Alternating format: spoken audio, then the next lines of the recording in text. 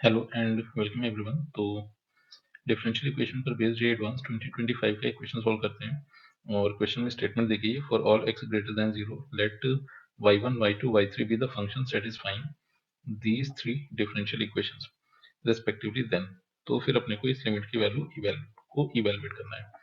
तो अब अगर यहाँ से देखा जाए तो इस लिमिट की वैल्यू को अगर इवेलुएट किया जाए, एक काम ही कर लेते हैं कि जो डिनोमिनेटर में साइन एक्स गिवन है इसको एक्स से डिवाइड एक्स से मल्टीप्लाई करके साइन एक्स बाई एक्स तो 1 बन गया, तो इस लिमिट को ऐसे लिख लेते हैं कुछ, लिमिट एक्सटेंडिंग टुवर्ड्स 0 पॉजिटिव और फिर y1 of x y2 of x y3 of x फिर प्लस 2x डिवाइडेड बाई ये बन गया है x e पावर 3x।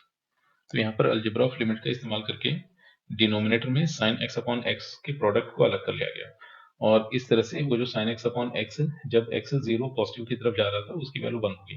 तो अब इस तरह से लिमिट को ऐसे लिखा जा सकता है। अब अपना ऑब्जेक्टिव ये बना कि y1 y2 y3 exact functions पता करें, तब जाकर इस लिमिट को इवेलुएट कर सकते हैं। अब ऐसा करने के लिए एक काम करते हैं, जो भी इक्वेशंस दी गई तीन डिफरेंशियल इक्वेशंस, इनको वेरिएबल सेपरेबल मेथड से सिंप्लीफाई करके ऐसे लिख लेते हैं। पहली डिफरेंशियल इक्वेशन को अगर वेरिएबल सेपरेबल से लिखा जाए तो इसको लिखेंगे d y one upon y one is equal to sine square x d x. Further अगर इसको सिंप्लीफाई करके लिखें तो d y one upon y one इसको लिखा जा सकता है साइन स्क्वायर एक्स तो बन गया है 1 minus cos 2x divided by 2 dx। तो अब जैसे ही इस इक्वेशन को इंटीग्रेट कर दिया दोनों तरफ, तो लेफ्ट हैंड साइड पर मिल जाएगा ln y1 और राइट हैंड साइड पर अपने को मिलेगा 1/2 का इंटीग्रेशन तो बन गया है x बाई 2, फिर माइनस cos 2x का इंटीग्रेशन बन जाएगा sin 2x डिवाइडेड बाई 2, एक 2 पहले से होने की वजह से ये प्लस का 4 हो गया, फिर प्लस k1। तो फर्दर अगर इसको सिंप्लीफाई करें तो यहाँ से जो रिजल्टेंट बनेगा that will be y1 is equal to e की पावर में x by 2 minus sine 2x divided by 4 और फिर प्लस k1 मिलेगा। तो अब अगर इंडाइसिस की प्रॉपर्टी का यूज करें जो कि कुछ ऐसे होती थी, मतलब यहाँ पर कुल मिला के ऐसे अपने को रिजल्ट मिल रहा था e पावर, और अगर मैं x by 2 minus sine 2x by 4 को थोड़ी देर के लिए यहाँ पर m बोलकर चलूँ और फिर ये ऐसे k लिखा हुआ, तो इसको ऐसे लिख सकते थे e power m multiplication e power k। अच्छा, e पावर k 1 यहाँ से जो मिल रहा था वो अल्टीमेटली कॉन्स्टेंट ही था, तो उस कॉन्स्टेंट को थोड़ी देर के लिए यहाँ पर a कह देते हैं। तो अब इस तरह से y1 अपने को ये एक फंक्शन मिला। सिमिलरली अगर y2 फंक्शन को लिखा जाए, अब देखो y2 फंक्शन को डायरेक्ट यहाँ पर लिखा जा सकता है। अगर पहला इंटीग्रेशन अपने को समझ में आ गया तो यहाँ पर करेंगे कि सेकंड वाले इंटीग्रेशन में अपने को राइट हैंड साइड पर cos स्क्वायर एक्स फंक्शन को इंटीग्रेट करना था। तो cos स्क्वायर एक्स को तो लिखा जाएगा 1 plus cos 2x divided by 2। तो अब उसमें और इसमें फर्क सिर्फ और सिर्फ इतना ये था कि यहाँ पर जैसे ही इसमें नेगेटिव गिवन है, तो अगर मैं cos स्क्वायर को इंटीग्रेट करूंगा तो यहाँ पर प्लस में आ जाएगा रिजल्ट। तो इस तरह से y2 को डायरेक्ट लिख सकते हैं। तो y2 को लिखा है e पावर x बाई 2 फिर plus sine 2x divided by 4 और सिमिलरली एक कांस्टेंट यहाँ पर b ऐसे आ गया। फिर अगर थर्ड फंक्शन को, मतलब थर्ड डिफरेंशियल इक्वेशन को सॉल्व किया जाए तो उसको ऐसे लिख सकते थे dy y3 divided by y3 is equal to, फिर अपने को मिल रहा था 2 minus x cube divided by x cube dx। तो इसको अगर सिंप्लीफाई करें तो मिल जाएगा 2 बाई एक्स क्यूब, और एक्स क्यूब को लिख लेते हैं माइनस, मतलब एक्स पावर माइनस 3 और फिर minus x cube by x cube, तो ये 1 हो गया। और d x left hand side पे था d y three by y three. तो अब एक काम ही करते हैं, जैसे इसको इंटीग्रेट किया गया ये वाई थ्री होगा, तो लेफ्ट हैंड साइड पर तो मिल गया l n y three, right hand side पर इंटीग्रेशन बनेगा नेगेटिव 1 अपॉन एक्स स्क्वायर फिर माइनस एक्स, फिर से एक इंटीग्रेशन कांस्टेंट आ जाएगा। अब इस इंटीग्रेशन कांस्टेंट को थोड़ी देर के लिए k2 बोल देते हैं, तो यहाँ से y3 की वैल्यू मिल जाएगी e power negative 1 upon x square फिर माइनस एक्स, और फिर से यहाँ पर e पावर k2 जो मिलेगा उसको एक कांस्टेंट c बोल देते हैं। तो इस तरह से y1 y2 y3 ये तीनों ही फंक्शंस अपने पास आ चुके हैं।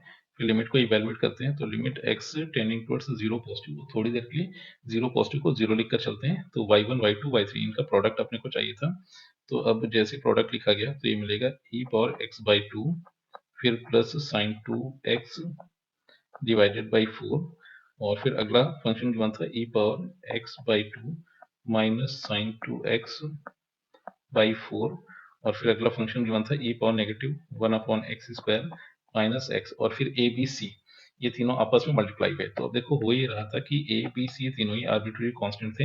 एक काम करते हैं कि क्लब करके इसको एक नया कांस्टेंट बोल देते हैं यहाँ पर, और क्लब करके इनको नया कांस्टेंट अल्फा कह देते हैं। और फिर प्लस 2x गिवन था, और डिनोमिनेटर में मिल रहा था अपने को x e पावर 3x। अच्छा, अब एक काम ही कर सकते हैं, डिनोमिनेटर में ये x ऐसे लिखा रहने देते हैं।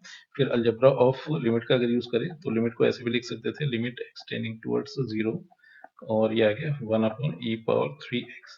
देखो x 0 की तरफ जा रहा था, तो e पावर 3x ये 1 की तरफ जा रहा होगा, तो यानी कि इस लिमिट की वैल्यू भी अपने पास 1 होगी। तो इफेक्टिवली अपने को अब सिर्फ और सिर्फ इस लिमिट को ही इवेल्युएट करना है। तो अब एक काम करते हैं, इसको थोड़ा सिंप्लीफाई करके लिखते हैं। तो ये बन गया लिमिट x टेंडिंग टुवर्ड्स 0, और फिर अल्फा, फिर e की पावर, अब इंडाइसेस की प्रॉपर्टी का जैसे यूज किया, तो बन गया x बाई 2, और फिर नेक्स्ट x बाई 2 और माइनस x, फिर plus sine 2x by 4 minus sine 2x by 4, और फिर नेगेटिव 1 अपॉन एक्स स्क्वायर, और फिर नेक्स्ट अपने को यहाँ से मिल रहा था plus 2x divided by x। तो अब अगर इसको सिंप्लीफाई किया जाए तो x/2 x बना, इस x के साथ कैंसिल हो गया, ये दोनों टर्म्स कैंसिल हो गए। तो इफेक्टिवली अब अपने पास लिमिट कुछ ऐसे मिल गई, लिमिट x टेंडिंग टुवर्ड्स 0, और 0 पॉजिटिव को थोड़ी देर के लिए 0 ही लिखकर चल रहे हैं, तो ये अल्फा मिल गया, फिर e power negative 1 upon x square, फिर plus 2x divided by x।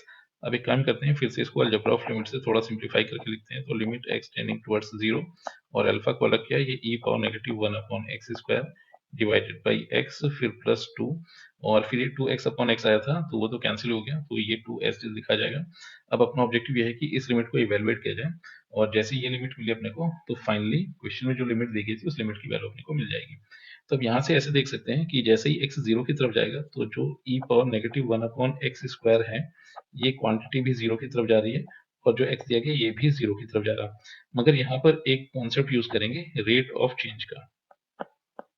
तो अब देखो यहाँ पर हो ये रहा था कि इस अगर एक्सपोनेंशियल फंक्शन को कंपेयर किया जाए इस अलजेब्राइक फंक्शन से रेट ऑफ चेंज के बेसिस पर, तो ये जो एक्सपोनेंशियल फंक्शन दिया गया इसका rate of change algebraic function के रेट ऑफ चेंज की कंपैरिजन में थोड़ा ज्यादा होता है।